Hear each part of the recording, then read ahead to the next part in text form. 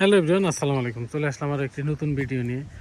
আজকে আপনাদেরকে একটা কথা বলবো যে অনেকেই ব্রেকিং সম্পর্কে ভিডিও দেখে একটা ঝামেলায় পড়ে যান। এটা কি অনেকেই কয় ইঞ্জিন ব্রেক।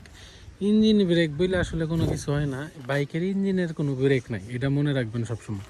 অনেকেই কি কয় যে রানিং গাড়ি আপনার 100-তে টান আছে, এটা হুট করে ক্লাসটা ধুইরে আপনি ব্রেক করলে সমস্যা হয়ে যাবে। সেক্ষেত্রে কী করতে হবে, ইঞ্জিনের এটা এই ক্লাসটা ফুল রেঞ্জ ছাড়ই না থাকবে।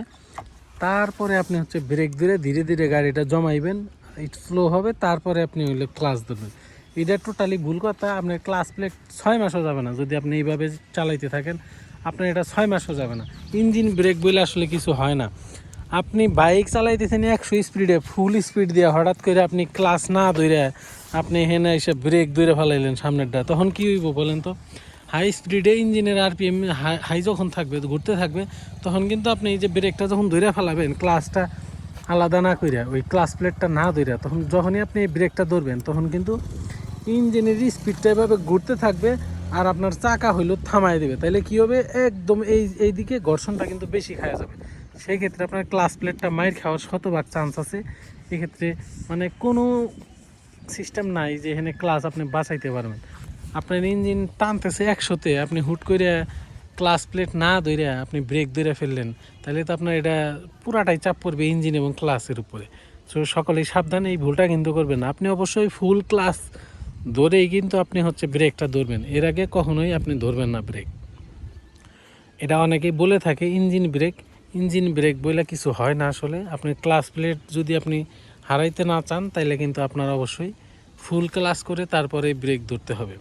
আপনি চাইলে একটু ধীরে ব্রেক করেন, কিন্তু অ্যাক্সিডেন্টের সময় কিংবা হুট করে গাড়ি চলে আসলে সেটা অন্য বিষয়, ওইটা দু একবার ধরা যাইতেই পারে। কিন্তু আপনি সব সময় ইঞ্জিন ব্রেক করতে যাবেন, তাহলে কিন্তু আপনার ক্লাসের 14টা বেজে যাবে। আমি বলে রাখলাম, বিশ্বাস না হলে আপনি 6 মাসে ইঞ্জিন ব্রেক করে দেখেন আপনার ক্লাস থাকে কিনা, তারপরে আমার এসে কমেন্ট করেন। এমনকি যারা যারা হারাইছেন এইভাবে আপনার ক্লাস প্লেটটা, তারাও কিন্তু কমেন্ট করতে পারেন। কারণ হইলো এই ভুলগুলো আমি করে আসছি, এর লিগে আমি বলতে পারি, নাহলে বলতে পারতাম না।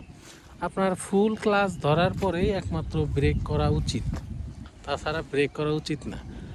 আর আপনাদের বললাম, আমি তো দুর্ঘটনাবশত এটা অন্য বিষয়, কিন্তু আপনি সবসময় হাই স্পিডে গাড়ি টানার পরে আপনি ইঞ্জিন ব্রেক করার চেষ্টা করবেন না।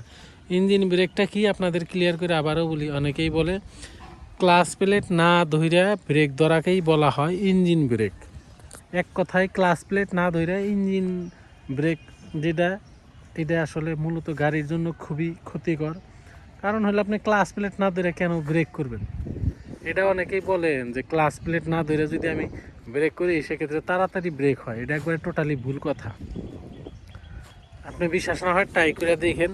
কারণ হলো ক্লাস প্লেট যখন ঘুরতে থাকে আর ব্রেক না ধরলে, সেক্ষেত্রে বাইকের স্পিড আরও র থাকে, মানে আরও বেশি থাকে। সেক্ষেত্রে ক্লাস প্লেট আলাদা হয়ে গেলেও খুব তাড়াতাড়ি আপনি ব্রেক ধরতে পারবেন। কিন্তু যদি আপনি ক্লাস প্লেট না ধরে এটা এইভাবে করতে থাকেন দীর্ঘদিন যাবৎ, সেক্ষেত্রে আপনার বাইকের ক্লাস প্লেটটা খুব তাড়াতাড়ি চলে যাবে। অনেকেই বুঝতেই পারেন না, 2 মাসে, 4 মাসে, 5 মাসে আপনার ক্লাস প্লেট জায়গায়, এই ভুলটা করার কারণে যে আপনি ফুল ক্লাস না কইরা, এইটা ফুল ক্লাস না কইরা আপনি ব্রেক ধরেন, এটাও ছাইরা রাখেন, আবার ওইদিকে ব্রেকও ধরেন। এটা তো হইতে পারে না।